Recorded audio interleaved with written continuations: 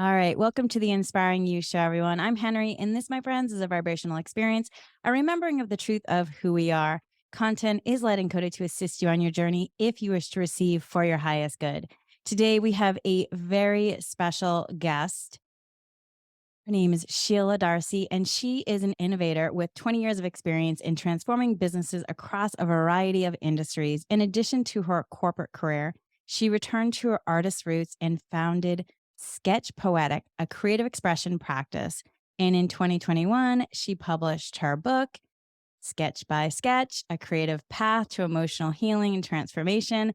During a difficult time in her life, she actually found that the act of sketching and freestyle drawing, of giving a physical form to her thoughts, emotions, and ideas was an impactful way to process what she was feeling. One simple sketch became a daily practice and developed into a meditative and therapeutic tool that she has taught and shared now with thousands of people. And her book has been translated into 8 languages and is available worldwide, friends. So go out there and get it. Her purpose is to serve as a catalyst for people's transformation and elevate art as a tool for healing. She is an artist, a mental health advocate whose focus is in the space on creating a brand for arts, healing, and mental health.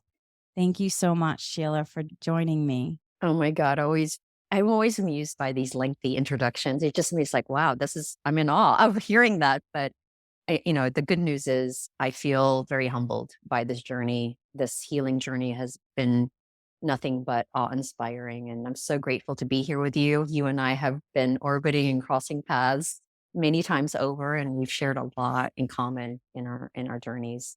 So I'm excited to have this Absolutely. conversation. Thank you. Me too. So, one of the reasons why I am so interested because we have been orbiting each other and I feel like at the same time we went on to similar paths of healing, and I wanted to share your story and your book, your tools of healing and offering hope and inspiration to people. I can relate to your story in so many levels, and I just feel like right now many people who are tuning into Inspiring You will be able to also. So, some years ago, you were at the height of your career, having been in digital technology space for over 2 decades. You had risen to the position of managing director at a startup.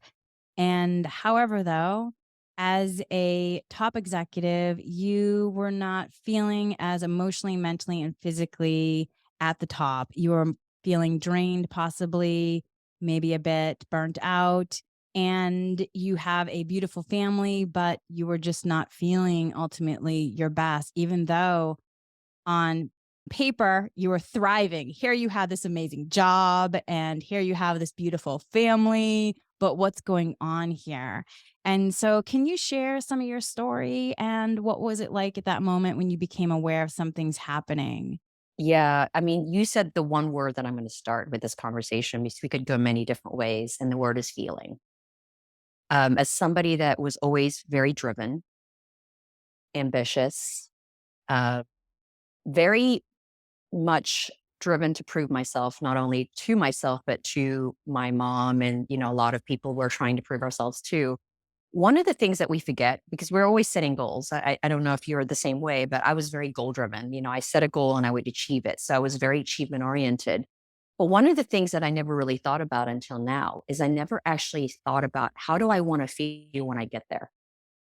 So when you were saying all the things that I'd accomplished, it's because I was very driven to accomplish those goals. So on paper, I was really good at hitting my goals, but never once did I think when I get there, I want to feel freedom. I want to feel regulated. I want to feel like I could breathe. I want to feel like I was present. I never spoke in that language, let alone thought about it. I was so driven by action, by achievement, by performance that I never once thought about what does it feel like to be in those positions. So what ended up happening is exactly what you said. I hit the pinnacle of my career. I got to exactly where I thought I wanted to be, but I was burnt out.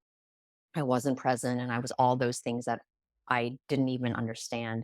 And for many people, and culturally, I'm half Filipino, half Chinese. Culturally, we never spoke about our mental health. It's not something that is in the dialogue, let alone in the zeitgeist of our culture. And so when I started to really think about, well, what is it? that is causing me all this anxiety. And I didn't even know I was anxious. That's a funny part of my story, Henry, is I was walking with my coworker and she goes, you're an anxious person. I'm like, no, I'm not. She said, do you know what anxiety looks like? And she listed up all the things that anxiety looked like. And I went, holy crap, I'm anxious. And this is just an example where if you aren't familiar with a specific subject matter or topic, you don't know it. And so that's when I started kind of like going down the rabbit hole of what is anxiety? Why am I experiencing this? And that's when I started seeing a therapist for the first time. And that I want to pause there because one of the reasons I also avoided therapy is the cost of it. It wasn't covered by my insurance, the one that I wanted to take. And I ended up paying $800, I think, for the first 3 sessions. And that was a lot of money for me. It was disposable income. And that's to me one of the biggest issues with mental health right now is access to mental health, but also the cost of mental health and the reasons why we don't do it. So that's kind of the beginning of my story, but it was all started with the feelings and understanding what I was feeling and why. It's so interesting that you're connecting also the achievement and then not understanding what you're feeling. Because so much in my own career, I'd have moments like, am I even enjoying this? What is happening? I'm supposed to be living my dream. This does not feel like I'm living my dream. It feels like I'm living my nightmare. Yes. And I didn't even really understand how stressed I was or anxious. My body was so dysregulated. And there Hmm. were moments where I caught myself holding my breath. And like that was the moment, like, what's happening here? I'm holding my breath. And it was like I was trying to hold on to something I didn't even understand because I was so stressed out.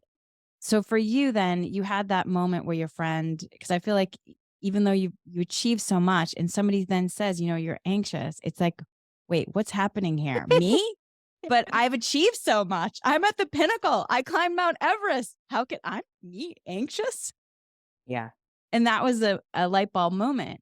And so with that then, is that when you started going into therapy immediately, or is there other things that happened along the way? No, that's exactly what ended up happening. We talked a little bit about this prior to this podcast, but initially it was actually to address my fear of flying. So as part of my job, I had to travel a lot and I was avoiding getting on a plane, which was affecting my career because I had to start building out the West Coast. And so there was just some tension there between scaling the business and scaling myself to meet the needs of the business. And so I ended up using alcohol to numb myself to get on the plane. And then I would get drunk on the plane.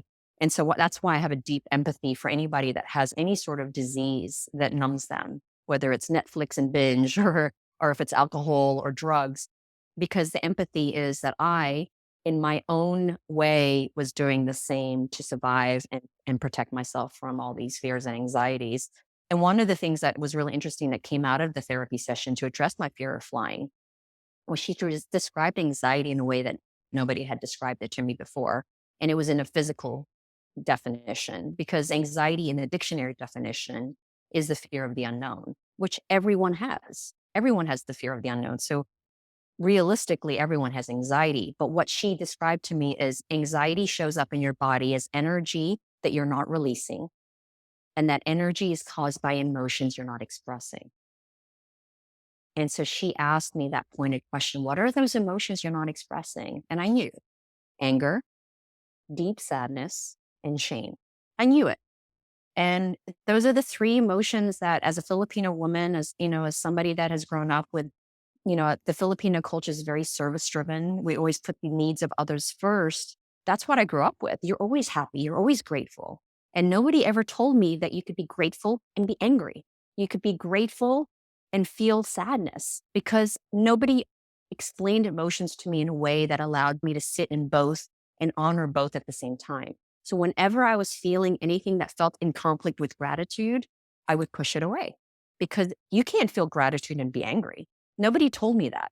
And so that's one of the biggest lessons when I started going down the path of healing is understanding how emotions work and understanding how feelings work because emotions and feelings are two separate things. Emotions are intellectualizing what it is. Feeling it is a whole nother story. Feeling it is being in the body, allowing yourself to breathe. Like you said, I held my breath a lot. And so it was understanding the emotions from an intellectual perspective, but then really working on the being in the moment of the feeling of those emotions. So that's why it was such a profound thing. And then art became my tool to do that. So then what type of therapy were you drawn to? Oh, this was, it was called hypnotherapy. And it was with an incredible woman named Linda Mellerstein. And she was offering this this offering of helping me overcome my fear of flying.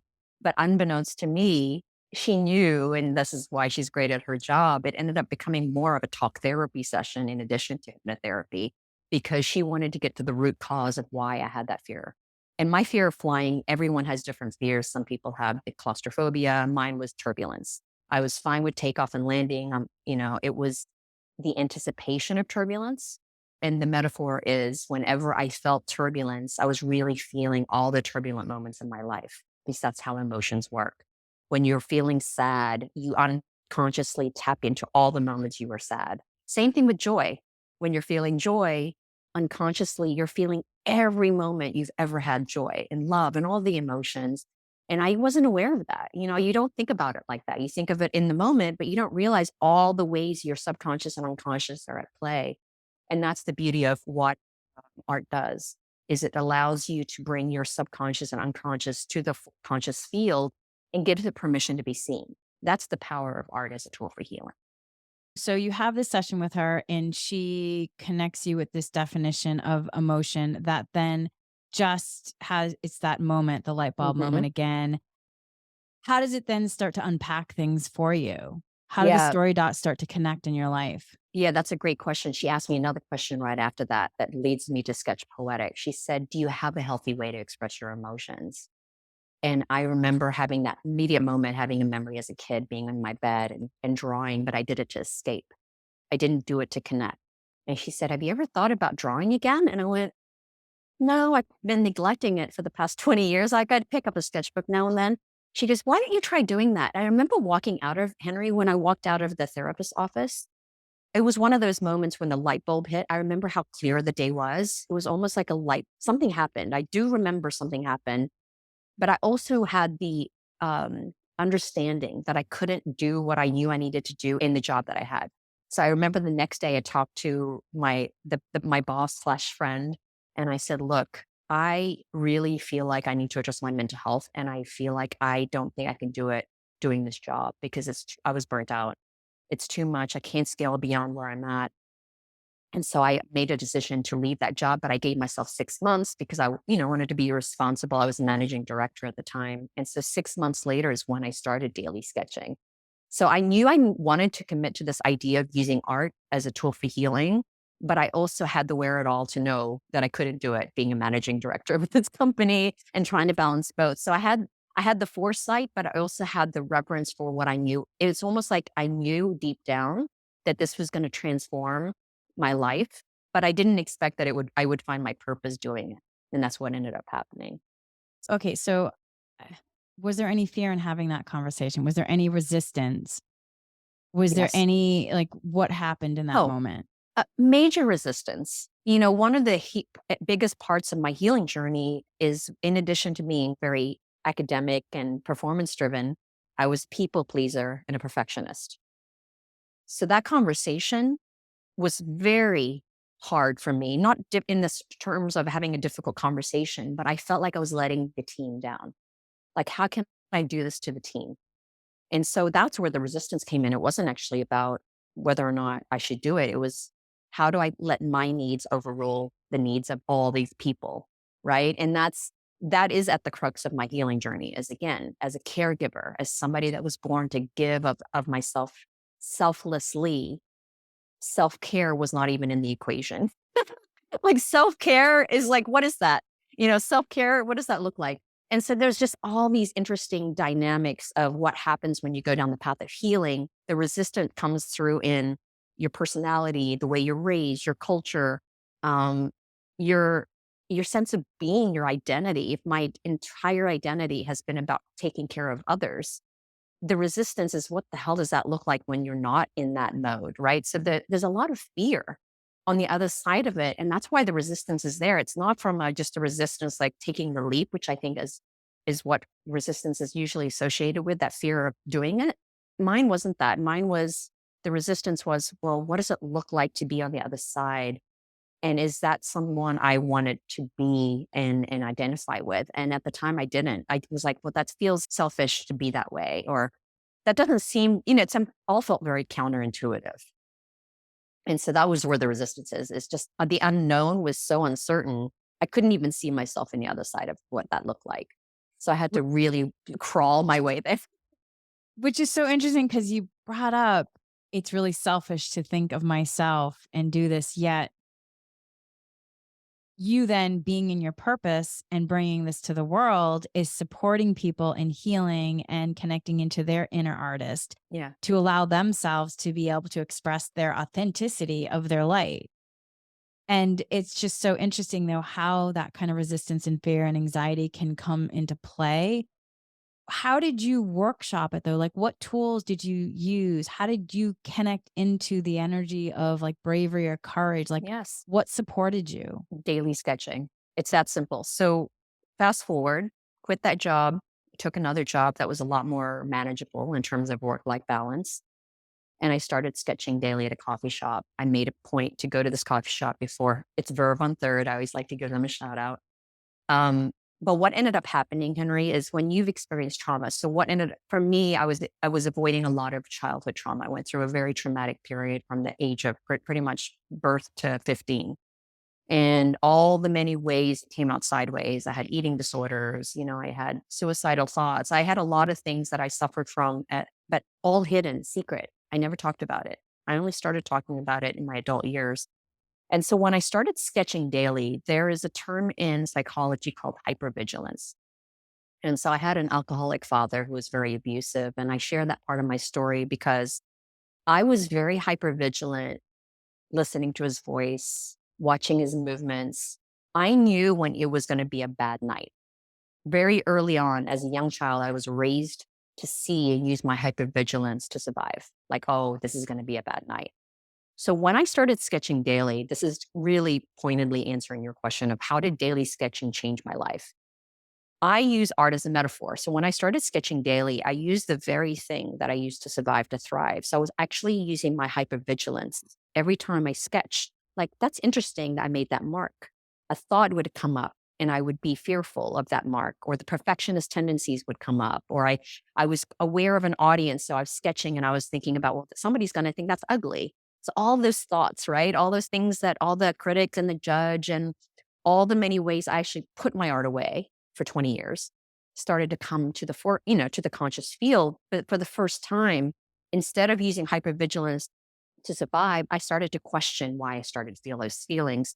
And as I was questioning, I was still making remarks. So I was basically using mark making as a way to process my thoughts, my emotions, and to be in my body. And I was also noticing like my lower back would activate, back of my head would tingle. And I started becoming curious. But the biggest shift for me, Henry, was my breath. For the first time, I noticed, oh, I'm holding my breath right now.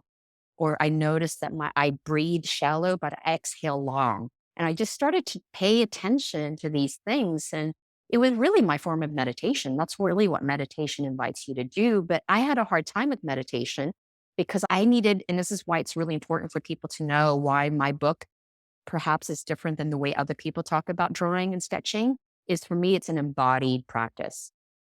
When I'm sketching, I'm engaging with my body. I don't think of it as a wrist down action. I am paying attention to my breath. I am paying attention to the way my body is reacting to everything I'm doing. And I'm engaging everything in my body to do that. And even my spirit, I think one of the things we do oftentimes is, people blame ADHD and all the ways that our mind wanders. Our mind wanders for a reason because there's so much noise around us that is responding to. So it's really hard to regulate. And what sketching does for me is it allows me to get into flow and focuses. And so that's the other reason it's so beneficial is we get in flow. And the flow state is an incredible place to be when you're wanting to do some healing around your mind, body, and spirit. Which, okay, you said so many things that's just amazing. And one is hypervigilance. Because I also grew up in a home that there was a lot of chaos. And So I was always aware of, listening from my mother where she was in her experience because she often was going through different levels of depression or Hmm. anxiety. And in my job as a television producer, one of the reasons why I was successful was my ability to focus, which is the hypervigilance. And so that's the beneficial aspect of it. The non-beneficial aspect of it is now I'm having this realization and talking to you is then I was caught in a pattern of constantly serving other people's needs because I was waiting for that shoe to drop. Yes. Well, it's so interesting. Again, many parallels, right? I was a great project manager. That's my career. That's what started my digital consulting role is I started in project management. And what is management at core? Risk management. It's identifying all the ways the project's not going to be successful. So my hypervigilance was very a great attribute to have in that career, but also in workshops. I also became a workshop facilitator, and I was very successful at doing that because you had to read the room all the time, right? You had to know who was drifting away, who was, in just the dynamics of people. But one of the reasons it works against us, and I'm glad you brought this up, is it's all externally driven. What is hypervigilance? It's just being so acutely aware of the external noise and external cues. You actually forget to listen to your inner world and your inner thoughts and your body. You're basically programming your entire being to be so acutely aware of everything around you, physically, mentally, everything around you, that it forgets to even think about what's happening within us. And so my entire healing journey has really been to finally listen, and I use that word listen because there was one of the chapters that's one of the most powerful chapters in my book. I say powerful because it changed my life, is when I understood that silence equals death. And that's a very, it can be triggering for some people. So I just want to caveat that. But because I came from an alcoholic, abusive family, when I heard silence, it was equally as scary as noise because I wasn't aware if my mother was alive. And that's the heaviness of that comment. Um, so I avoided silence my entire life. I avoided it. I always had the news on, or I would had the radio on, or if I had it was alone in my room for too long, I'd have to get up and do something. And I never understood why I avoided silence. I never did until I did this inner work. And it happened through a sketch. I was sketching and it got really silent. I got really uncomfortable. And I went, why am I so uncomfortable with silence? And I had this memory pop up when I was a child where I was in my room alone in the darkness. And that memory came in for a reason. And normally I would have pushed it away. But this time I sketched through it and then I bawled like a baby. When that realization is, oh my God, silence was scarier to me than noise. Right. And so I share that story very candidly and very vulnerably because I know a lot of us suffer from that silence equals death because the stillness can be scarier than the busyness. The silence can be scarier than the no noise. And I think if we can understand what causes us to resist the stillness and resist the silence, that's the key. That's the key to the puzzle. And for me, when I was sketching, it just allowed me to sit in those feelings in a way that made me feel safe. And that's the reason I'm such an advocate for arts and healing, Henry, is when I'm creating, it's probably the safest I've ever felt in life. Is when I'm drawing, I I literally do feel like a kid and I'm safe and nobody's going to hurt me when I'm creating. In my head, that's how it feels. And so I'm able to wrestle these dark, heavy feelings when I'm in the act of play, which again, this is this duality that I'll keep on talking about. You can sit in the shadow when you're in the light, and the light for me is art. You talking about being in your joy and in your play, that's something that in during my meditations and connecting with the guides, they often talk about that, about how important it is to be in your joy. And you also can be in the aspect of grief as well. And Yes. it's not good, bad, right, or wrong. And so you having that very profound, again, I just feel like the word profound just keeps coming up, moment of allowing yourself to connect. I felt when you were just talking about sketching through it, I just felt the connection that you were making to your heart and how it just opened up your world in a whole nother way. And so when that level of sadness came in, where that memory of you as a child, that it just, in that connection, it allowed you that sacred space of this container that of creativity allowed you to that pour out and release the grief that been held back in terms of the repressed emotion. Yeah. You said a couple of things that I wanted to add to because I think it's important that we're going there, is to use the word sketching through. And, there's a term we use in the world of the spiritual world, which is alchemy. And alchemy is really the ability to transmute something into something else. That's what alchemy is. And so when I'm sketching, what ends up happening for me is that when I am feeling those feelings that are uncomfortable, and I use the word uncomfortable because there's no judgment around any of it. It doesn't matter what the emotion is. I don't put judgment on it anymore like I used to. Like I used to put shame and anger and sadness in this bucket, and joy and pleasure and happiness in this side. And it doesn't work that way. Emotions are here to serve us if we're willing to see it. So the reason I say sketching versus drawing, Henry, this is very important distinction for me, is in the world of art, drawing has a connotation of focusing on the outcome. It's really about what it looks like. Sketching in the art world, and if you go to a lot of retrospectives with famous artists, it's actually the sketches that people are so enthralled over because they're often never seen. They've been in these books and they've been hidden, and they lead to the masterpiece. And that is the metaphor that I want people that's listening to understand why I will continue to advocate for my tool of sketching, but I'm an advocate for all creative expression, music, dance, is if we can use a creative tool and focus on the process and the joy of the process and not worry about, is it going to end in a song, completed song? Is it going to end in a dance that's completely, orchestrated, or is it going to be a piece of art that's going to get into a gallery? If you're focused on the outcome, that is not the healing. If you're focused in the joy and the process of of the creation itself, because when you're creating, and my girlfriend Geeta, I always give her credit. She says creativity is our birthright. It is intrinsically and innately in us to create. And so when we're creating, it is truly the purest way to tap into source, purest way to get into a place of being, knowing. And knowing is the key word there. When we're creating, there's a sense of knowing that we've somehow pushed away, we've somehow um, second guessed, we start to second guess our knowing. And that's what I call adulting and living in the life of responsibility. When we get so caught up in adulting that we forget what it feels like to play again. And even that act of play as adults is got all these rules and we're constrained in our play. And what art does and what creating does is gets us out of this rule, breaking all the rules and just focusing on the act of being and knowing. I'm just so passionate about this because I've just seen how it transformed me and I've seen how it's transformed other people when they let go to it the way creation does. I completely agree with you because so often now when I can look back in my life, I just see myself as just having so many moments of just such stress and and and not out of judgment, but really out of just compassion for myself. I'll just recognize like I didn't really enjoy a lot of moments in my life.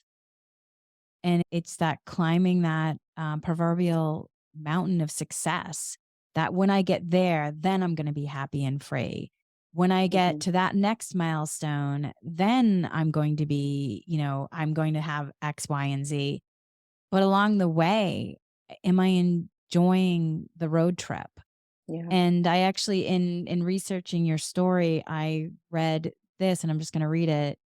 20 years later, and this is a quote from you, 20 years later, I hit the pinnacle of my career and striving to find balance in my life when work consumed so much of it. As my role grew, so did the divide between myself and others. The mask of perceived success was suffocating. I read that and I just could feel it Yeah. because that was so much of my own life where I think, as, you know, in my experience, I was taught that, in terms of equality with women and men, that you can go out and have a career. Whereas my mom's generation, um, she couldn't even have her own bank account. She had to wait Mm. until, she got married to get out of the house. And so I feel really grateful for the freedom, and the encouragement to understand that I can do all these things, which I think has also helped me in my career transition. But I didn't know that there was an aspect of when you said the mask of perceived success was suffocating and how that was affecting me. And and even to the connection where I didn't understand that how much I was giving and over giving to the workplace and the career, to the point I wasn't balanced with myself, where I didn't even know I wouldn't even eat and drink until, like, the afternoon. I Mhm. would drink coffee. Coffee was, like, my main meal. I didn't even know that I was like, Nourished nourished. probably. I Yeah. yeah, I went to a nutritionist and I felt embarrassed because when my test results came back, she's like, "You're malnourished." She goes, "It's like you're living, it's like you're living where there's no access to food."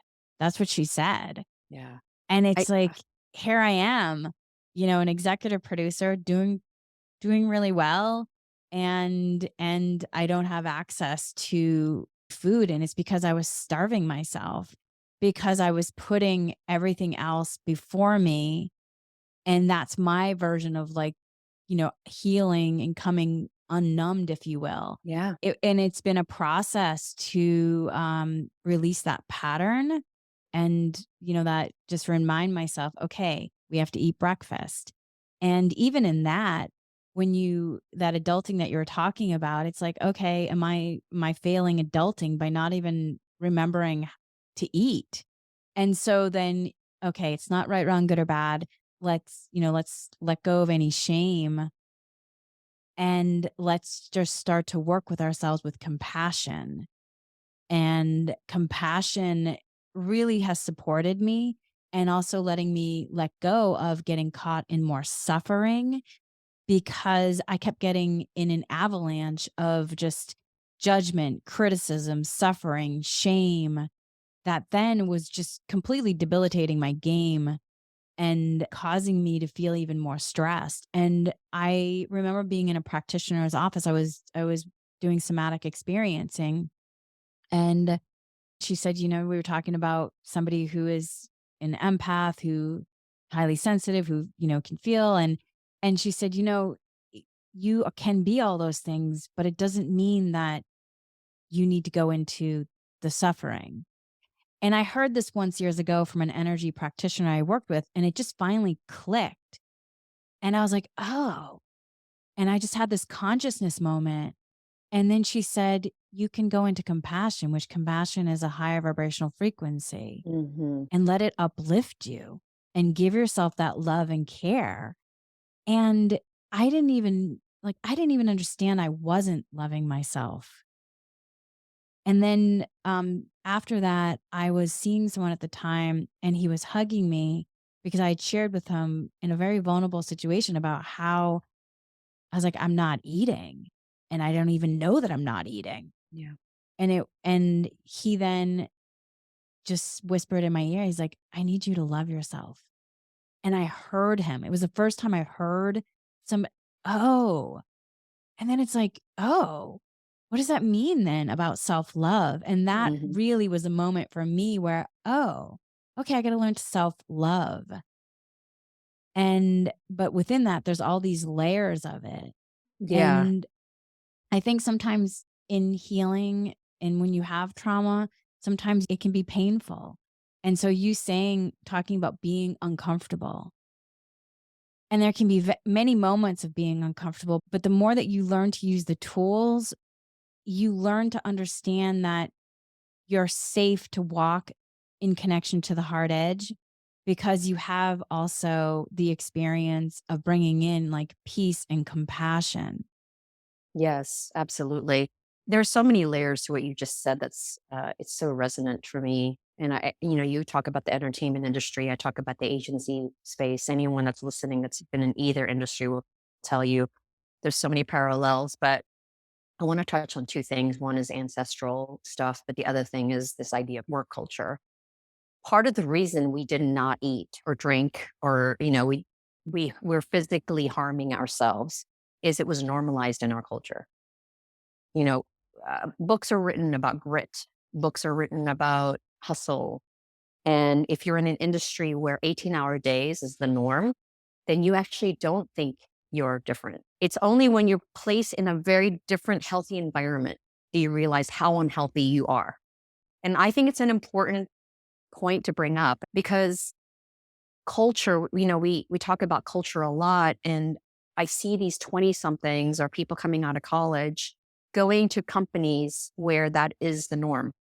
And that's where their value systems are being created. That's certainly how my values were starting to be formed, right? So these 18-hour days, this not eating, this lack of sleep, and this hustle culture was not only normalized, but it was actually rewarded. The harder you worked, the more higher the rung up the ladder. So I just want to acknowledge that even if we understood that we were harming ourselves, when you're in a culture that is toxic and unhealthy and it's normalized, then you don't even have a point of reference. So it wasn't until we got out, Henry, that we even saw that, right? That's the first thing. Secondly, this idea of ancestral things. You talked about your mom. And I have an incredible relationship with my mother and my family, and I talk proudly about my Filipino culture. But if you walk this path of spiritual healing or healing of mind, body, spirit, you can't ignore the ancestral weight of where you came from. And a lot of my performance and my academia and the need to hit a certain pinnacle of my career was actually not even mine. It was to literally, I felt like I was carrying the weight of my family with me, like to make them proud, to show that we are deserving to be seen. That's why all these movements around equality and Me Too is that if you're a woman or a person of color and or even anyone that's socioeconomic, and that could be any race, right? If you've come from poverty, you struggle to feel seen. And so you feel like you have to work 10 times harder to be seen. And that was one of the biggest, I'd say, aha moments I had in my healing journeys. I equated hours and time and work to success. And when I started to value freedom, and this, I had to just quickly share this. I have a big money wound. So one of the areas I look at is my relationship with money. It's very complicated. I'm not going to talk about it right now. But I thought that if I wanted to make, let's say I was making 100,000 a year and I want to make a million, my unconscious, subconscious mind, because of the way I was raised and the culture in which I was raised in, I had to work 10 times harder to make a million. And so that's what I did is like, the idea of making $1 million just never happened. So I was like, I don't want to work 10 times harder if I'm already working 18-hour days. And so now where I sit in the world of sketch poetic, and it is truly the case, I have surrendered to the process. And it's not about the $1 million for me anymore. It's actually about financial freedom and generational wealth. I want to show my daughter that you can be in your purpose. You can do healing arts, which isn't as relegated and as seen as important as technology right now. But mark my words, Henry, and this is my purpose and mission. Arts and healing, people that do Reiki and breath work, and all the people that are doing the work that we do, we will be on the same level as technology gods because it is needed and we will see value in it. But in order for people to see value in it, we actually do need to show that we can make money doing it. And that's why I speak on this platform that I do, because I'm still trying to figure that out. Because I do tend to give of my services for free because it's just who I am. But I cannot continue down the path of just giving these things away because then I'm devaluing the work that I'm doing. So I'm just sharing all of this. Is again, a lot of complexities in our conversation, but it's all connected to the greater good, which is how do we show that doing the healing work, not only for ourselves, but providing the tools of healing to the world is as important as social media, is as important as Wall Street, is as important as all these things. And of course, there's a much greater thing at play, but it's happening right now. And this dialogue is happening. And this is the reason why you and I are talking today. So, when I was making my career transition, I had already been studying energy healing hearts for years. Since I was a child, I was guided in a lot of ways. And then in my 20s, I started actively training with shamans and energy practitioners. And so when I got the calling to actually make the career transition, it would have been nice if I would have just easily allowed myself to surrender in peace. But my human was like, what? Are you kidding me? Like I work. It's shocked. It's It shocked. was shocked. I was like, Yeah. and then I was like, you want me to do what? How do I go from working in television to, hey, I'm doing Reiki and dosing energy healing. Do you need to clear some negative energy? And you know, in terms of my family, like, how do you make money at that? And so I basically was like, fine. I folded my arms and I just said, fine, if you want me to do this, then you bring the clients to me because I don't even know how you market this. I Yes. don't Oh, even, where do you yes. find, where's the ladder to say like, hey, this is the ladder you climb? And Yeah. where do you put your There resume is to no that? ladder when it comes to this stuff. and so I, I just was guided to use Reiki to clear any negative energy, set intentions, and I actually used intention setting and Reiki and dowsing to clear. And then it was amazing because at the time I had an agent at ICM and I would go for job interviews and I would come back and I would have like 2 new clients for energy healing. It was so obvious what was happening and I still had a bit like, okay, sure, this is gonna Yes. work. It was fascinating, and then I ended up, my parting gift from television was was work PTSD. I disassociated really hard on a set. I understand now, like, why everything in a higher capacity way, and it was definitely work PTSD is very painful, so if anybody's going through it, I have compassion for you. You can heal it, though. There are tools and ways to heal, and Sheila's book is, one of them that can really provide healing and help you learn in a whole nother capacity. But what was interesting is that I was asking for more help. I was like, there's something I'm caught in. And you said it, like there's a complexity at times to this. Even though there's a thread to all of it, there's a complexity sometimes in terms of all the layers. And so I didn't understand how caught I was in the enslavement of a career and the trajectory I was supposed to be liking that I was on until I realized I needed to be surrounded by inspirational communities.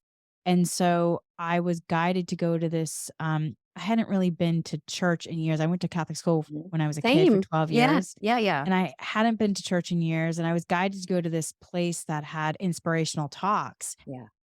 And as soon as I walked in, I felt like I was being hugged and I could breathe. Mm. And Love that. so, my first day there, I was walking out and I saw this card that says, "Hey, are you interested in, going through a college course at LMU?" And I was like, I've always loved classes. I've always loved being on college campuses. And it was a grant program. And if you got in, it was free. I was like, sure. Yeah. Where do I sign up? And I just felt so guided to take it. And it ended up being a paraspecialist program where I studied 12-step programs. Oh, interesting. And so every week I had to go to 3 or 4 12-step program and I had to then get the paper signed. So I had to show up. And so I was guided to go to Under Earners Anonymous and Debtors Anonymous. Interesting. That's I so had no interesting. idea that I was an under earner, even though I was making a lot of money, because apparently when you work 18-hour days, 7 days a week, you're over giving and you're not actually letting yourself receive. Oh, yeah. Oh, that Eye-opening hits home. moment in That terms hits of my home. connection to my own money wound.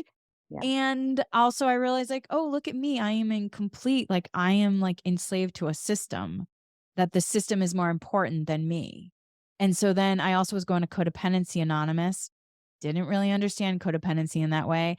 And then through Debtors Anonymous, I realized that I had a debt to myself that was owed. That in over giving, because I also realized then later on, um, in my own experience of religion, I kept hearing it's better to give than receive. It's better to give than receive. It's better to give than receive. Well, let me tell you, I got really good at it's better to give than receive. And so to the point where I had to literally do all that. Unlearn it. And I wish in some ways it could be easy, like on the computer when you just delete. Yeah. but it was really complicated and complex. But all these things led me to that moment of like, oh, okay, I see what's going on here.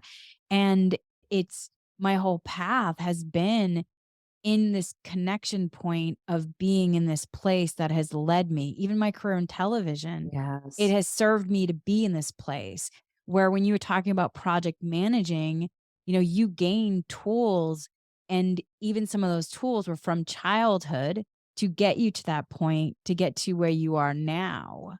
Yeah. There's two things that you are saying that I want to make sure we include in this conversation is I call us bridge builders. So I serve at the intersection of art, tech, and wellness. So when I'm talking about wellness to artists, I'm serving as a bridge because I have sat in the wellness aspect of arts and healing. When I'm talking to technologists and I'm talking about wellness, I speak a certain language. So I'm able to do that because I've sat on both sides. So I believe the people that are being called to sit in the wellness and this idea of healing do have business acumen. They do have the ability to speak the language so that we can connect with those people. So I do believe the bridge builders are important because language matters, the ability to communicate. And I'll just give you a great example. When I first started this wellness path, I had no idea what a chakra was. I didn't know what breath work was, let alone Reiki, let alone energy healing. And what's great is I don't actually lean fully in any of these things. What I show is I know what those in psychedelics is a whole nother one. I'm a huge proponent of psychedelic healing. And it's because what happens is when I'm creating, I get a taste of all of those things when I create. I get a taste of altered state of consciousness when I create similar to psychedelics. I get a taste of energy healing when I'm creating because I see when people are around me, they're feeling my energy. And I'm like, oh, okay, that's what this is. So again, when I started, I didn't have the language. All I knew was I could observe what was happening. I started to see evidence. And this is the word, my favorite word. When you can see evidence of something, it hits harder than if somebody told me. Like I saw evidence of all of it. Like I saw evidence of my breathing starting to regulate and I wasn't holding my breath. I'm like, oh, clearly this is working. And the reason I even wrote a book is I remember having this innocent moment. I think it was 6 weeks into daily sketching, Henry, and I went, do people know art heals? And I just thought, really? And so I used my workshop skills and I hosted my first workshop. I'd never done a creative expression workshop in my life, but I tried to break down what was happening to me for other people. And so it was like this test and learn thing. And so it was really fascinating to be able to see evidence of it. And then the other thing I wanted to make sure we touch on is you mentioned going to church. I proudly go to church with my mom every Sunday, but I wouldn't say I was a devout Catholic. What I would say is I'm more of a Buddhist in the sense of how I live, but I also have this incredible love for the collective consciousness and the mystical experience. But I also have an understanding that art can heal. And so what I've noticed is I rewind my path and I can tell you what was happening the moment I started to find sketch poetic is I was having a crisis of faith. I feel, and this is my own soapbox, that our society and our world is having a crisis of faith. And that could be religious faith. It could be surrendering to something in our, like, we don't even, I think we're lacking faith in our ability to heal ourselves with our bodies. And so when I say faith, it's not just in the religious connotation. I genuinely felt like I was giving myself all the credit. When I was hitting that mental health crisis, when I was hitting my wall, as much as it was hurting me, I was also giving myself all the credit. I got to everything because I made it happen. Everything was happening because I did it. And what has happened is when I say I'm divinely guided, I can tell you, Henry, definitively, I've surrendered to the process in everything, not just in my art, but I have surrendered. Like when things happen, I let things happen for me, not just to me, which is how I used to live. Like everything happened to me. And so I had to respond.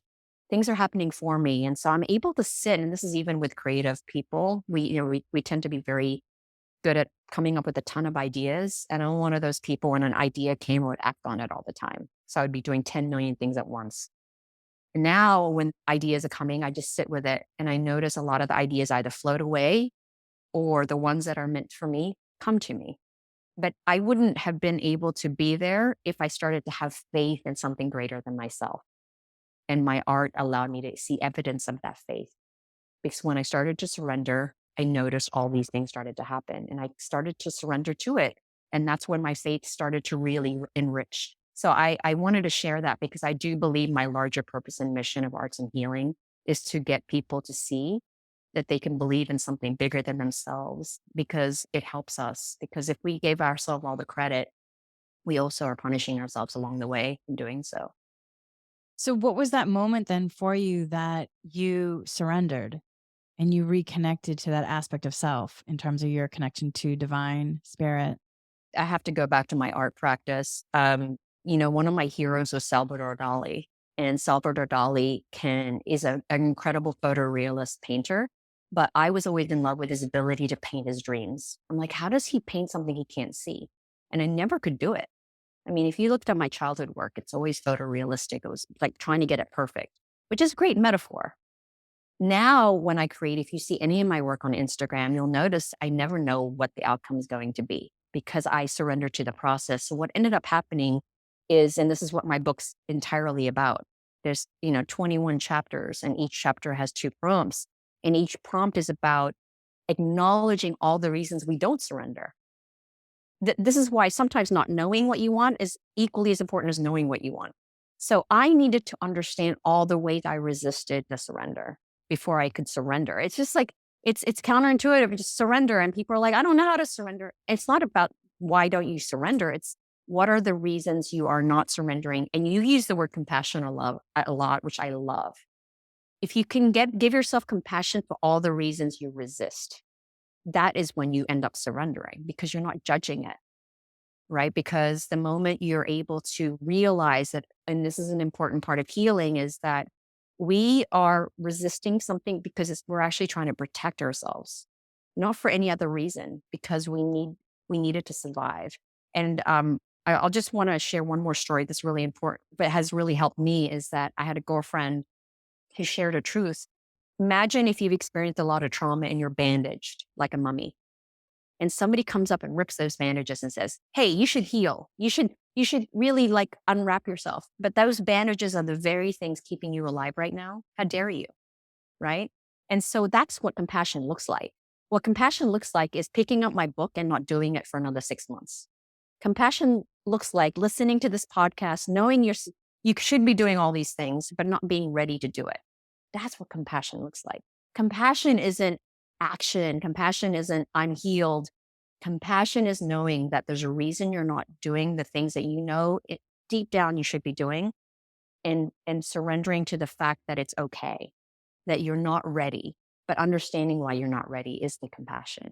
And having that moment and recognition is important for all of us. And I think also along with that, giving yourself the space, and I feel like compassion does that, allows you to give you the space and brings in patience because sometimes when you've been on that driven pacing, Mm, it's sometimes hard to get off that roller coaster of to go lifestyle. Like, I need to go do it now. Why am I not healing now? And there can be various reasons. Things need to unpack, things need to settle, new things are integrating. Can you give yourself patience? Can you, like you said, your self healer? Maybe your self healer is being called to be activated on a whole nother level. yeah. And so, That was a can you give chapter in yourself, my book as well, is is that, it? yeah, well, when I was sketching, I started getting all these deep insights and I started to heal and I was like, "Woo-hoo!" And then I got a plateaued. I plateaued similar to exercising. I plateaued and I got really uncomfortable. And I realized I was taking my academic performance driven nature and applying it to my healing. So that was a realization. What you just said is so profound because I was again healing in the act of healing, and that's why I say healing is an ing. I will never claim to be fully healed when I leave this world, but I will surely be always focused on my healing because of the ancestral things. I hope my daughter is observed. I know she's observing me. And I know she's already inherited a lot of things before I even started this path of healing. And my hope is that she knows that part of being compassionate is knowing that it's not about an end goal of being healed. It's not about that. It's being in the process of understanding that just when you think you've figured something out, something comes around the corner and says, Sheila, you haven't gotten that one right yet. Like, you still haven't gotten to the root cause of that one.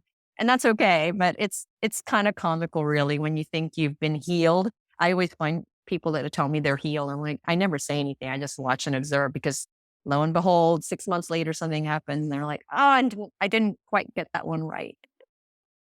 And with that, because there are other things that can come along as well. Like just recently, last week, I was having some knee pain. Mm, And most of my life, I've sat uh, with my legs crisscross applesauce, even when I'm sitting in a chair. And I was being gently invited to switch positions and having my feet more on the floor.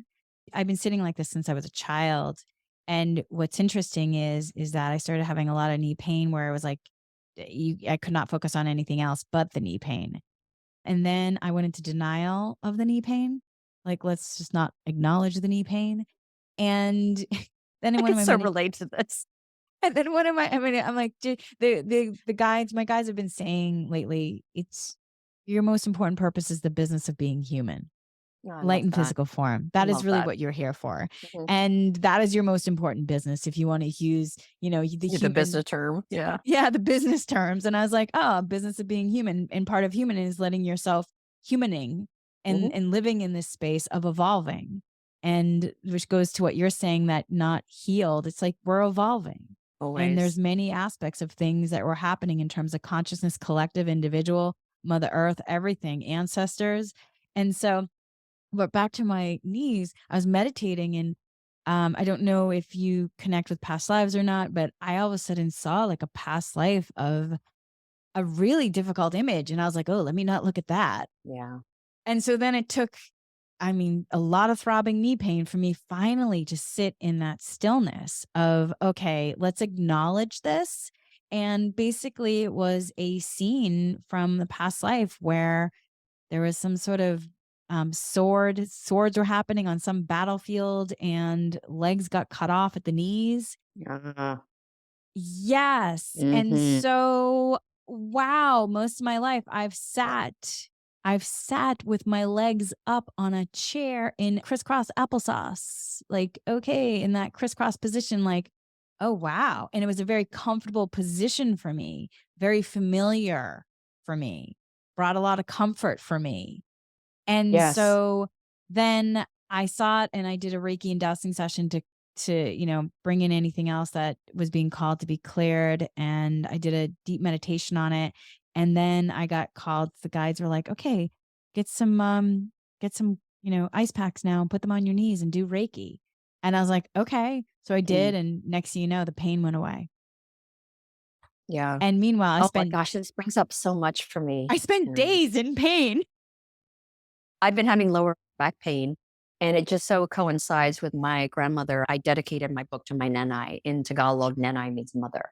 Even though she was my grandmother, which is Lola, she was like a second mother to me. So I dedicated my book to her because by the end of her life, she barely spoke. She became kind of mute. And I just actually posted a video of my collaboration with Geeta Novotny about the throat chakra. It is her definition, which I recommend if you get a chance to look at that post, read the comment because I verbatimly quote her and how the throat chakra is the communication channel between our heart and our mind. And but it's not a coincidence that my lower back is hurting a lot because her death anniversary is coming up and she's in my thoughts a lot. And I believe that oftentimes when my body's activated from a place of empathy because it reminds me of her. It's almost it's interesting how pain works, right?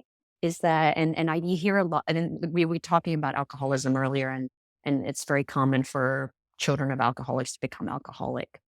There is unspoken spiritual truth that oftentimes in our pain we connect to the people we love.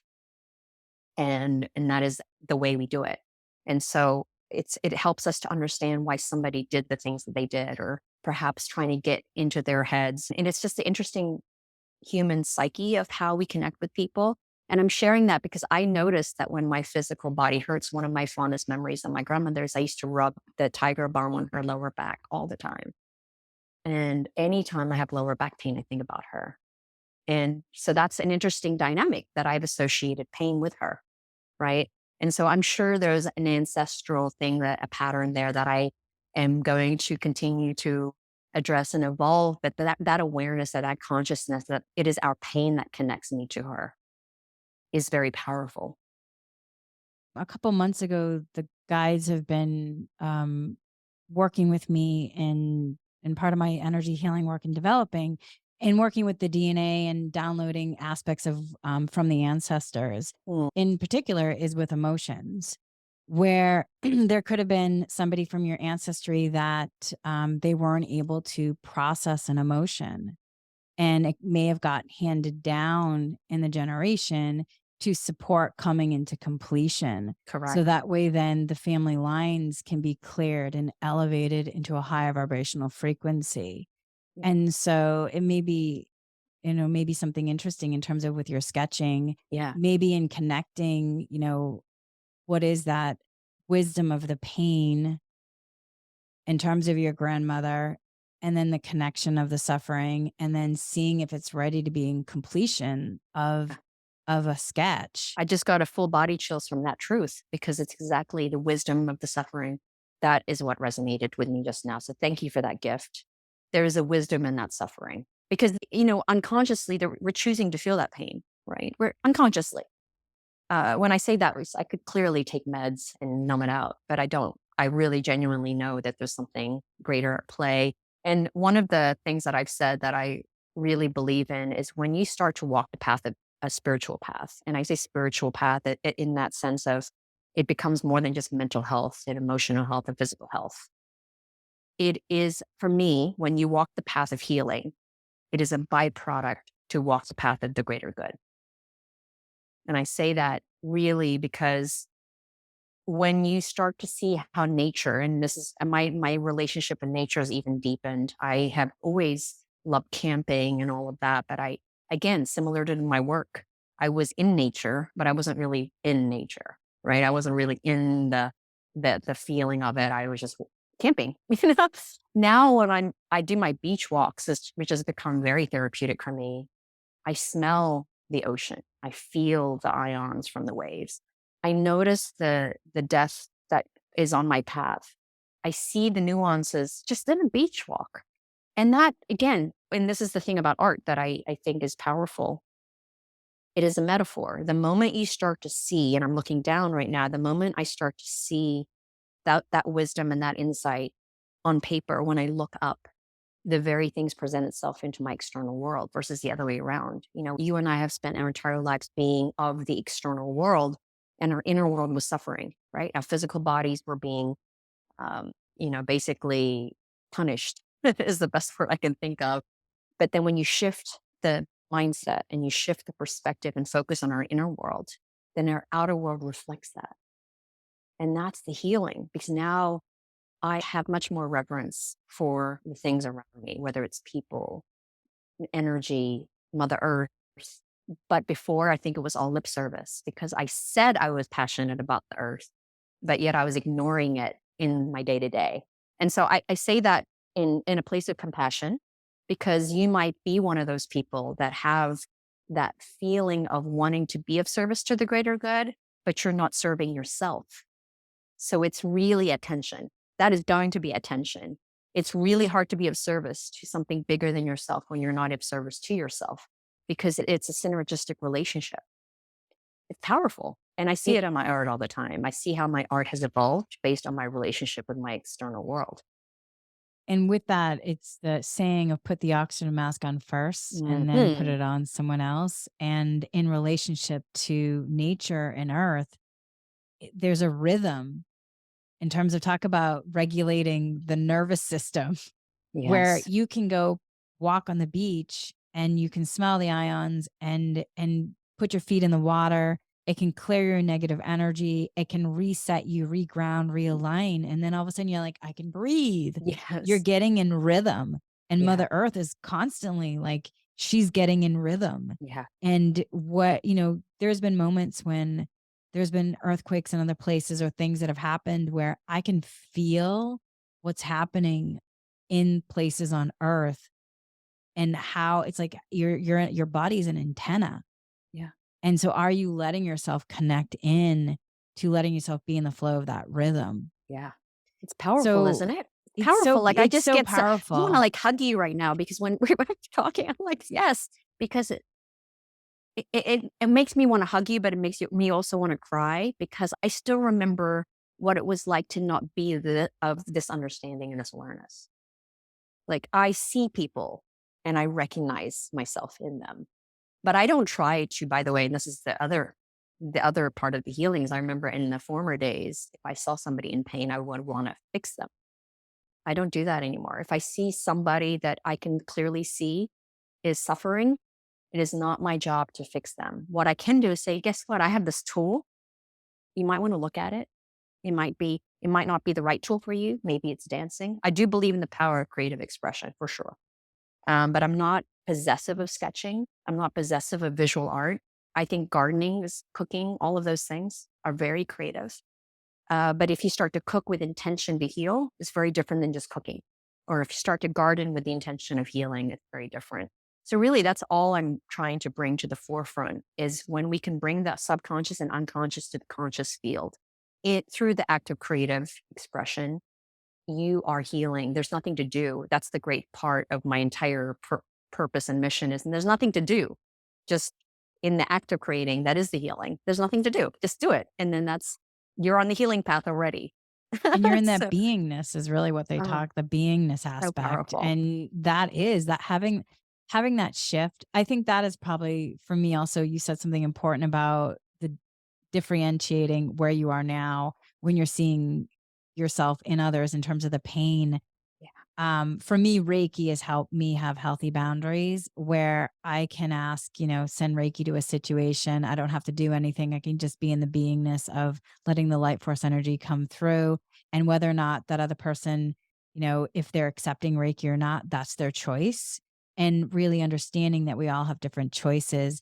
That being said, though, it can be really challenging seeing and understanding now what a dysregulated nervous system can Yes. really that impact it can have on someone, those nerves that are just raw and that you can tell that the breathing isn't flowing, Mm. holding the breath, or the anxiety is really just causing such heaviness on the chest.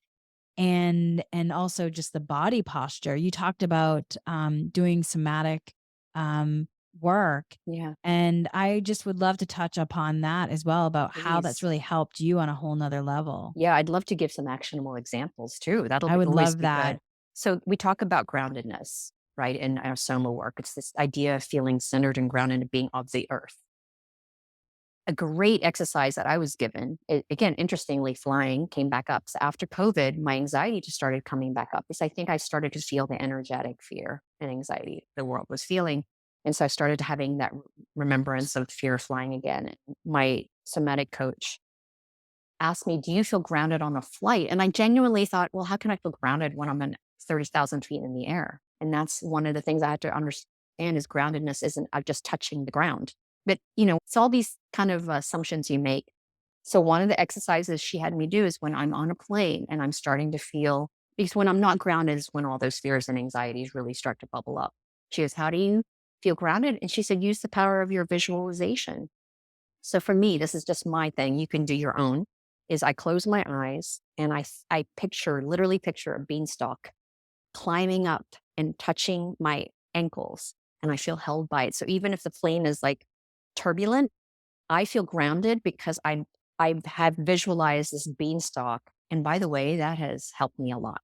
The second thing that it helped me understand, another visual exercise, is when I'm just using my turbulence. It's the easiest way to do to um, help you relate to how I've had to address my anxiety is whenever turbulence hits, I actually picture myself in an egg and somebody shaking the egg. But even though the yolk's going like this, I'm still protected by the shell. And somebody might be a bus, whatever it is. But for me, it's this egg. Again, another visualization tool that gets me in this feeling of being safe in my body. And that's what's great about somatic healing is just, again, she's just given me tools. While she has done some energy work, which I give her full credit for, I also find it helpful to give people tools so they can be on their path of their own healing, because that is the power. That's the great thing about Reiki is we can be of service to help people heal. But ultimately, the deeper healing has to be self-driven, self-actualized, self-motivated. And so that's why the power of tools matter. That's why Artist's Way, my book, all the different books out there that teach people all the different ways creative expression can help you, whatever that tool might be for you. It's really ultimately coming down to free flow stream of consciousness, improvisation. I'm huge into theater. Train, somebody wants to take acting classes or clown courses. It really teaches you how to be playful without worrying about looking bad. It's all the similar idea. You said self-actualization and realization a couple Mm. times as well. I think that's also an important part of that aha moment. You're catching yourself because when you have that moment of being able to observe what's happening in your experience, to me, that moment is like, oh, okay, that's what's happening. Okay. Then you get a picture, which is why activating that self healer can become really important because ultimately it's not really someone outside of you, it's within you. Yeah, it is. And letting yourself understand that you have the empowerment. Everybody has that divine access point. And also connecting into that, you mentioned divine inheritance, which is something the guides talk to me a lot about, saying how, what do you think only a few people on earth has like, the access to billions and billions and trillions of dollars? Everybody has the ability for divine inheritance in terms of financial flow. It's Yes. just whether or not you're allowing yourself to receive. So, Yeah. how open are you as a channel to let yourself really receive it? Because they're saying, yes, I'm receiving Yes, it, sister. right? You're And I'm like, receiving it. oh, yeah. Um, but with that, then I'd love to just talk about your first sketch. And you mentioned how it was divinely guided Yeah. and how that then came about your own style. Yeah. So the reason I have this one on my background is it wasn't my actual first sketch. My first sketch would look like more like a doodle, but this was definitely my first guided sketch. What I mean by that is I felt compelled to sketch this piece, and it was about this dream. So you asked me what led me to Sketch Poetic in the beginning of this podcast. Well, what I didn't say is I had a dream around that same time I decided to address my fear of flying. And the dream was I saw a tsunami coming. I felt a tsunami was coming, and I was meant to be washed away with it. That's what the dream. And I woke up and I was so paranoid about this dream because I live near the ocean. And I thought, oh shoot, is there a tsunami coming? So all day I was nervous, waiting for a tsunami to come. And I would look on the news to see if a tsunami was going to hit. And in hindsight, Henry, what it was an energetic tsunami because 5 days later, I wrote what I call my own manifesto. I still have it in this wooden box. And I said I was going to be part of a renaissance that would bring together healing practitioners, artists, teachers. I just knew I needed to be a part of it. And what I did is I answered that call. I know this now. And the reason we're connected and the reason I'm very active in Web3 and I'm also active in the artist community here in LA. And I don't think it's coincidence I live in LA because LA is at the intersection of art, tech, and wellness. California, like its West Coast is always about tech. LA is very known for its wellness practices and art is now starting to take off similar to New York. And so LA's got this interesting concentration of people like us that are driven by purpose and mission around the healing arts. And all to say, this sketch is a representation of that. So what's interesting is I free flowed it, right? So I was thinking about the tsunami. I wasn't trying to draw a tsunami. I was sketching the tsunami. And what's interesting is if you look here on the other side here, there's a dragon's head that appears. And that's what my art does. And I just want to fast forward to where I am today. I call myself a visionary artist. I only started calling myself that because I'm finally leaning into the gift that I was given. When I create, not only do I tap into my own subconscious and unconscious, I am now tapping into the collective consciousness. So I see visions, I hear things that aren't necessarily for me. So I'm learning to discern what's for me and not for me. And so when you look at my Instagram feed, you'll see these hand sketches that I do for people. And I do it because I am curious about what messages, or certainly what am I supposed to see and feel for this person that's going to serve their greater good. And so it's become, I do custom hand sketches, but I've actually not advertised it because I do believe it's such an important gift that I've been given that I'm still trying to harness and hone it in. But I do know that when I have done people's hand sketches and let's say I was doing yours and I say, guides, whatever is meant to be serving of the greater good for Henry, please come through. And then I don't try to, I'll share what I saw and felt and I write it down. And then I let you hold it and see what, what resonates for you. But I know that I'm using it more than just a art tool. I am using it as a tool to connect and to help others find their path to healing. So I really am claiming the visionary artist part of me, but I believe that I was able to evolve into the visionary artist because I became so in tune with my own inner world that again, you can't help but be connected to the greater energy and force field of this world. But the question is, now I have to work on making sure I don't absorb all of that energy. And so that's been one of my biggest lessons right now is how do I become an empath and intuitive without carrying the weight of it? So that's my next chapter of Sketch Poetic. So this has really opened up your third eye, if you will, your intuition, your psychic ability in terms of the guidance. That's Mm, amazing and just incredible. yeah. But it's a natural evolution when you create. By the way, I know everyone has this skill. This is what's great is it's not an elitist or certainly a handpicked people can do this. You will notice when you talk to people, anybody, I don't care. Again, I use ADHD because people use that as like, I can't concentrate and I can't focus. But when you're talking to someone, images will appear or a thought will come up. And yeah, you might have many thoughts, but if you actually started to really have compassion for yourself and say, well, what if all those things coming up isn't just ADHD? What if it's coming up because it's trying to tell me or trying to tell the person that I'm talking to something, perhaps, and just that compassion and languaging about, well, why are all these thoughts coming up all at once and not being overwhelmed by it, but saying, wow, what if it's actually serving me? Right. And that's really where I feel the way I speak about mental health is different than others is I genuinely do believe that we are trying to survive. And the reason we're having mental health crises is we're in survival mode. And when we're in survival mode, our bodies and our minds are going to do what it needs to do to protect us to be still out here on this earth. And so that's where my compassion lies is I don't look at people with mental health crises as somebody that they need to fix. It's just you're going through that because you're in survival mode and you're an animal. We're animals and something is causing us to be in survival mode. And that's okay.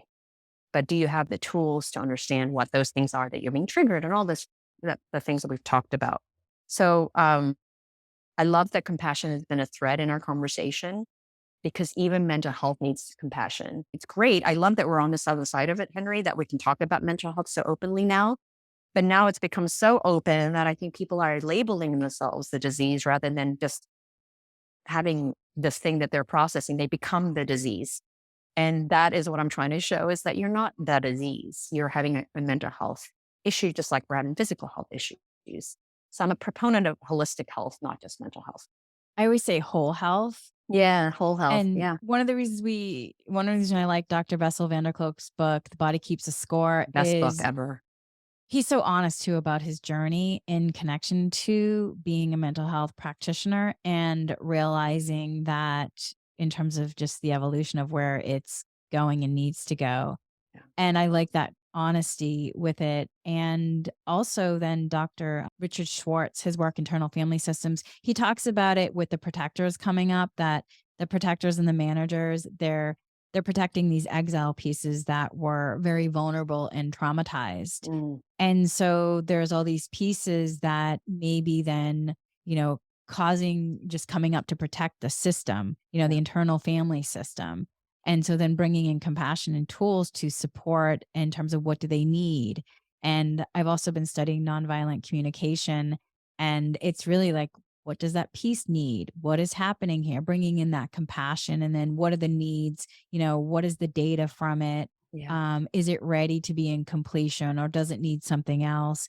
And allowing myself to workshop those mindfulness tools, which Yeah. is so, your book is about It mindfulness as is. well, bringing in those tools. And so I'd love to, one, talk a little bit more about the mindfulness tools. But before we do that, I would just like for you to explain your experience of feeling that divine guidance. I look at it as becoming this clear channel and allowing this experience to move through you. What is it like for you to have that? How would you describe it? Oh gosh. It's such a well, first of all, I feel so much awe. When you're being divinely guided, you will be in a state of awe. That's why I paused there for a long time. Because for me, when I say something is divinely guided, I'm just going to go back to what I said earlier because it's really relatable. When you have been so goal driven, your path is so clear to you where you want to go, you don't leave room for magic, right? So, what ends up happening is you're so driven to go to point A to point B. And what divine guidance simply does for me is I'm not focused on the outcome in the moment in which I'm walking the path. So, I have a vision for Sketch Poetic that I want people to revere art and healing in the same way that they have the tech gods. Like that's just a simple statement as an example. I don't actually try to envision how I'm going to get there anymore. I say to the guides or to God or to prayers or meditation, please use me as a vessel to serve that greater good. That's it. I say that statement, please use me. Even before this podcast, I said, whatever needs to come through to help connect this message, please come through. That's divine guidance, is that you have surrendered to you being anything other than a vessel. And so when I'm creating, I'm a vessel. When I'm a parent, I'm a vessel, right? I don't own my daughter. I'm a wife, whatever the relationship is. When I'm with nature, I'm a vessel. And so when I think of divine guidance, it's really all I'm thinking is that I'm allowing divine source, God, whatever you want to call it, the energy to flow through me and use my physical form, which is what makes me human, and my free will, another thing that makes me human, to serve the greater good. That's the way I can just best describe it. How it feels is all because you will catch yourself going, wow, I desired this outcome. Like I'll just give a great example. I would love one day to be in the MoMA or the Met. Of course, as an artist, that would be a dream. But now I think about, well, why does that matter? And what does it mean if I were ever in the Met, right? Do I just want it to be my painting or my sketch up there? No, it has to serve a greater good. So now I say, if that is meant to be, let it serve the greater good. So that's what divine guidance means to me, is to be of service and to use yourself as the vessel for that. So, with that, it's interesting because you referred to Dolly before. And there's been many of his works that I've seen that are just awe-inspiring. And he did, if I'm correct, did he do that work of art where if you're close to it, you see it as one way, but when you move back, it's another He version? probably he's Is done a it lot of those. He's the he's a surrealist, is so it he the the was melting it the clock. He Lincoln did that one. piece? Oh, that's a different one. I know who you're talking about. I don't think that's the one. Is it Maybe. not? I thought it Was it was, but Lincoln? Okay. I it's close up, it's one person, and then you move back and it's another one. I don't know that piece. I'll have to look I it up. think it is, and in, I'm pretty sure, and, what's interesting is that the artist, I'm pretty sure it's Dolly, maybe I could be It wrong, probably is. I don't know all of his and works, but but it's about technology though, and he actually researched technology to be able to create this experience, and it was a really profound, like, profound experience I had in witnessing it, coming yeah. up close and then further away, Well, and that's so important. it just complete like, I mean, talk about perspective, right, on so many levels, but then at the same time, I just was in awe of someone being able to create this and being able to research it with the resources they had Yeah. back Back then. then, yeah, before the internet. And that's, to me, it's like that was divinely guided. Yes. That was just technology that was downloaded to be able to create this physical work of art, which I connected to. God, talk about being in the flow of empowered creator, Mm, where you're mhm. connecting to the earth and to the universe and allowing it to move through you to create something so spectacular that has the possibility of just opening up someone else's world. Well, by the way, I believe that's what makes us us. Like if we are works of art, we as humans are works of art. And if we saw ourselves the way you described that piece of art, if we could see ourselves in that same way, it would make the world a better place Right? because we Because realize how unique and how truly, if we could open up that channel. But yeah, I totally get it. I think also the word divinely guided comes with if you were to hear that and you don't understand what that term is, it could feel very big. It's not even the big moments that what feel to me divinely guided. It can be a simple feeling of like, oh, I'm exactly where I'm meant to be, even if the things that I want aren't happening in the way that I think I'm wanting it to be happen. But being able to sit in peace with that for me is huge because I've never sat in peace when something isn't happening. Because I'm so busy making things happen that when I can sit in peace when nothing is happening, to me that's divinely guided. Like, whoa, okay, that's pretty cool that you can sit there and know that everything is meant to be as it should. We could probably have a whole nother podcast on the conversation around impermanence and end of life, but that's another which part I of think we my should definitely yeah. have another that- conversation. And I just want to say though, back to your artwork and in terms of getting in connection to museum work, I would say that it feels intuitively it's so beneficial because it's about healing. And oftentimes when I go into museums, I'm actually feeling the energy of the piece. yes. And I was looking at a Van Gogh piece a while back, and it felt really heavy, the energy on it. And I Mm, was like, oh. yeah. And then I read more about it, and he had created it when he was in a mental health hospital. And so I was like, wow. And then I just got guided to, utilize Reiki to clear the energy of the piece in the space. And then someone Oh, next to me was like, "That's so weird. Feel better. I had a headache and my headache's gone." oh my God, you're touching on a whole nother level of what I do.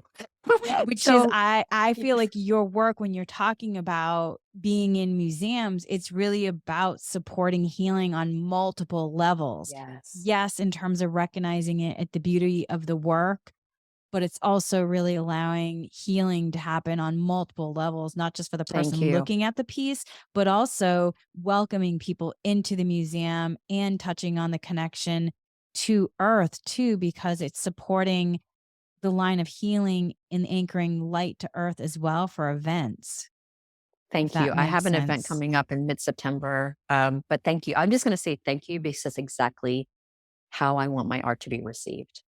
Because I do believe art affects us on a cellular level. So if somebody can stare at my art and evoke a feeling or have them catalyze their own internal processes, it's done its job because it's not my job to heal you. All I can do is put my art out there and give you tools that evoke and invoke your path to healing. I just want to be a catalyst. And one last thing I will say about transformation. When I was a consultant, my job was to transform brands. And I always thought transformation was to be bigger and better, right? The evolution and evolution of bigger and better. My definition of transformation, and that's why it's in my book title, transformation is remembering who we have always been. It's a remembrance. That's my definition of transformation. So the Sheila that exists today is the Sheila that is letting go and of all the systems and conditioning that was hiding underneath all of that, those masks and all of the what I called the mirrored ball of reflecting everything outside of me so that I could fit in and belong. If we can transform back to who we've always been, we were born this way. We were born to be creators. We were born to be regulated. We were born to do all these things. And then the moment we go through that birth canal, or even before the birth canal, we're traumatized. So trauma starts very early. Being in the womb is traumatic. And so I think just understanding how that works and that when we're in the womb, we're experiencing everything our mother is experiencing, everything, Our grandmothers too. yeah, our grandmothers, right? So that's just that beautiful understanding of how trauma is. Trauma isn't, that's why people that do comparative trauma, I just try to illuminate that, look, we've all been traumatized in some way. And the word trauma has held such weight now. But all trauma is a disruption to your natural state of being. That's how I define it. It's a disruption to your natural state of being. And we're naturally meant to be peaceful, regulated, creative beings. And then again, the moment we're in the womb, things happen and we start to be affected by all of this stuff. So remember, transformation is remembrance. We're just remembering all of the ways in which we were born to be. And before we sign off, I do want to also recognize one other thing in the amazing, picture that you first drew that felt divinely guided, the dragon that you have the symbol in there. So fire is purifying. Mm, And yeah. I was actually guided to do holy fire Reiki, and a big part of it was because holy fire was a whole new system upgrade that was coming in to support clarifying on a whole nother level. And so as soon as you mentioned the dragon, the fire came in, and Yeah. fire is like is beneficial to purify dense energies, to Yeah. clear whatever may be blocking you from being in your flow. Yeah. Really Not just surprising because the dragon's also a very common symbol in the Chinese culture. And I'm half Chinese and I don't know much about that part of my culture. So there was, and Kuan Yin is a goddess that I have a very deep connection with. So it's interesting that the dragon's head appeared. And that, like you said, the element of fire and it's the elements are very fascinating too. so all right. So your book, if how would you describe it in terms of the connection to the mindfulness Yeah. and The best way I can do it is it's a love child between how the body keeps score, artist's way, and the Brené Brown book about being vulnerable. I forget the name of the book now, but oh, braving the the wilderness? Braving the Wilderness. It really is that because um, it's the artist's way, but a visual. It's about being in your body because all the prompts talk about something around the body connection, and then it is a brave thing to start this path, and so that's how I would describe it. But ultimately, it is the power of art to heal. That's what this book is about. And I do say this out of pride, not out of ego, but I don't see a lot of artists leading with art in the way that I'm leading with art. I didn't claim myself as an artist for a long time because I was afraid that it would be a obstacle for people to do what I do because I never intended, Henry, to sketch daily and become an artist. That was never the intention. I went and sketched daily to address my mental health. And in the process of it, I found my purpose. I understood what holistic health meant. I've now become, passionate about wellness in a way that I never would have expected. And it's affected my career. Like now my career trajectory is very different and I still don't know where it's going to go. Um, but nobody ever talked to me about this in the way that I wish somebody had told me when I was 15. So I wrote the book for my 15-year-old self. 15 is when I started to have eating disorders. 15 is when I started to when my emotions started coming out sideways, as they say. And so if somebody had told me at 15, did you know when you sketch, you can actually process all the things that are overwhelming you? I wish somebody had told me that. And I don't regret the path that led me here, but I definitely know that there are people of all ages that need to hear this message. I love that. And also with that, how did you come up with the name Sketch Poetic? That was actually a coworker of mine and I were brainstorming. I wanted to start an Instagram account to hold myself accountable. So it was my accountability partner. Like I needed to show like a daily journal and I thought Instagram is a visual social media platform. And we just brainstormed the name Sketch Poetic. She said, "Oh, wax poetic." I went, "Oh yeah, I'm kind of waxing poetic through sketching." So that's how it came up.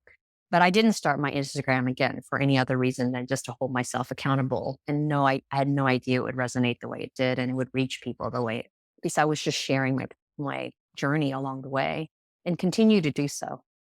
Which we started the conversation with talking about connection, and again, connection to self, sharing your journey, and then also that effortless flow that you just talked about. You weren't searching for purpose.